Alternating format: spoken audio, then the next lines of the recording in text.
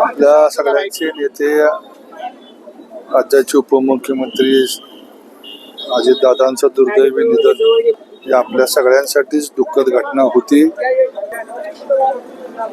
आमच्या व्यक्तिशः माझ्या कुटुंबाची सुद्धा खूप मोठी हानी झाली असं मी मानतो. कारण जेव्हा आम्ही तरुण युवक म्हणून राजकारणामध्ये पुढे आलो तेव्हा 95 सालापासून त्यानंतर 99 मध्ये राष्ट्रवादी नवीन निर्माण झाल्यानंतरच्या कालखंडात आमच्यासारख्या तरुणांना अजितदादांनी या जिल्ह्यात काम करायला संधी दिली, प्रोत्साहन दिलं.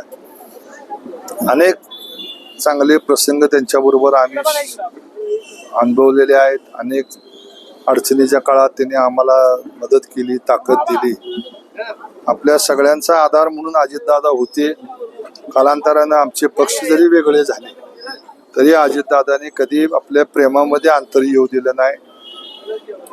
प्रत्येक वेळेस जातीनं विचारपूस करणं, कुटुंबाची विचारपूस करणं, अगदी मोठ्या मालकांच्या दुर्दैवी निधनाच्या वेळेस सुद्धा हॉस्पिटलमध्ये असताना त्यांनी फोनवरनं त्या ठिकाणी चौकशी करून काय मदत लागली तर सांगा. म्हणजे असे कौटुंबिक होतेच, राजकीय तर होतेच होते, पण दादा महाराष्ट्राचा दादा होते. आज महाराष्ट्राचा दादा या ठिकाणी त्यांच्या जाण्यानं गेलेला आहे. सर्वसामान्य माणसाला, सर्वसामान्य कार्यकर्त्याला खूप मोठी ताकद अजितदादा देत होते.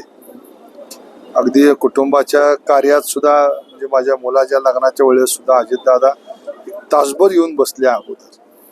म्हणजे अशा पद्धतीनं एक मैत्री जपणारा असा हा नेता आज आमच्यातनं, आपल्यातनं, सगळ्यातनं गेलाय.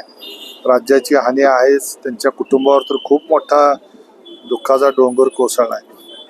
राष्ट्रवादीच्या कार्यकर्त्या सुद्धा आज सैरभैर आहेत.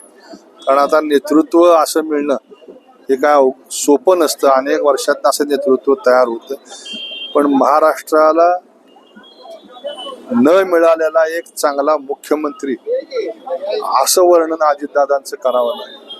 मुख्यमंत्री होण्याच्या सगळ्या क्वालिटी त्यांच्यामध्ये होत्या, पण दुर्दैवानं त्यांना मुख्यमंत्री होता आलं नाही. तेव्हा महाराष्ट्र एका चांगल्या न मिळालेल्या मुख्यमंत्र्याला मुकलाय असं मला वाटतं.